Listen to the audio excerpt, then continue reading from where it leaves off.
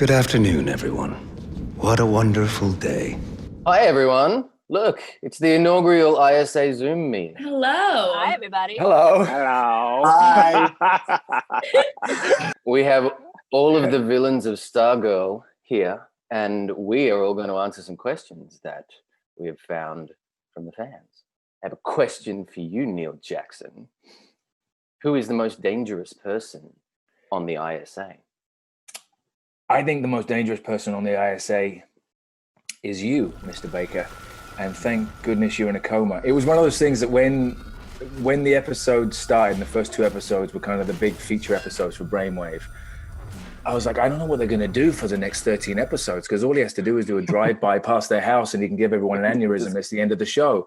And the moment they put you in a coma, I was like, it's such a perfect sneaky way of taking the most powerful player off the board so the rest of us get a chance so they can actually be a season. Yeah, I definitely think you have the most powerful powers. And look forward to a lot more comas. Season 2, when does he go into a coma? Don't you feel like, though, in that coma, he's like generating something? I mean, he's not just lying there. Oh, yeah, he is. It stinks in there. Remember his eye acting? I got an overacting note once from my coma acting. Yeah, I love that story. So yeah, to say that story is so good.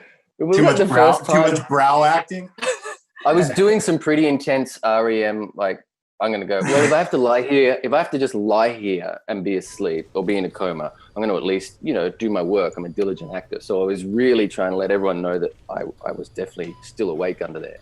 And after the first take, the director, Mike, came over and went, look, I love what you're doing. Everything's great. And I'm like, is he seriously giving me a note? What? But that eye thing is reading really, really big. Like if you're doing, say, a 9, just bring it back to about a 1. Whoa. And he walked off, and I looked at Jake and went, did he just give me an overacting note for my coma? Wow. It's so good. Yeah. Your coma was too big. It was too much. Well, because me and Chris lived together when we were shooting it. And it was so funny that you would wake up in the morning, have your coffee, and go to work to just go back to sleep. Just lie down for a little bit. What a job, man. All right, I've got a question for Meg. Will Cindy start a recruitment for the young ISA? Yeah, I mean, she's pretty bored right now with all just regular school stuff and control. So I'm sure she's going to start probing the kids of the ISA. She's going to have to do it well, though, because I don't know. I feel like she scares a lot of people.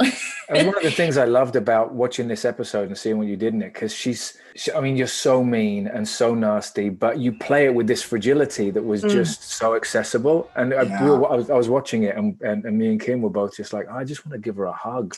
Aww. You played that line really beautifully. Thank you. No, her insecurities are, kind of where it roots down from, which everyone has. So that's how I'd relate her to anyone, or just kind of where I started jumping into Cindy. But I know she's like major daddy issues. So I mean, look at your father. I mean, he's terrible. I know. I mean, first of all, he's 200 years old. He never threw the football with you. He's always got that dragon breath.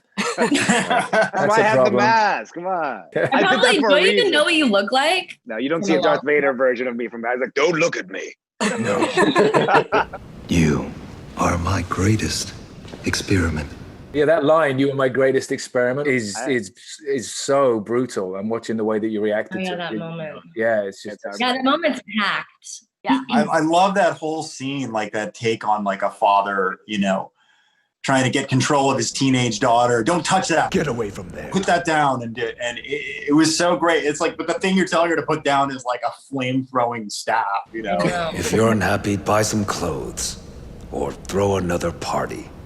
I don't care which. That was such a great scene. Like, I really was tickled by how that was, because you guys played it very real, but it was funny, Mm-hmm. God, in retrospect, I'm realizing, is the whole show just about the futility of parenthood? Like, we're useless. Like, we can't even, even Dragon King can't manage his own child. It's true, because Pat's always running in too late and being like, oh, God, she went out again.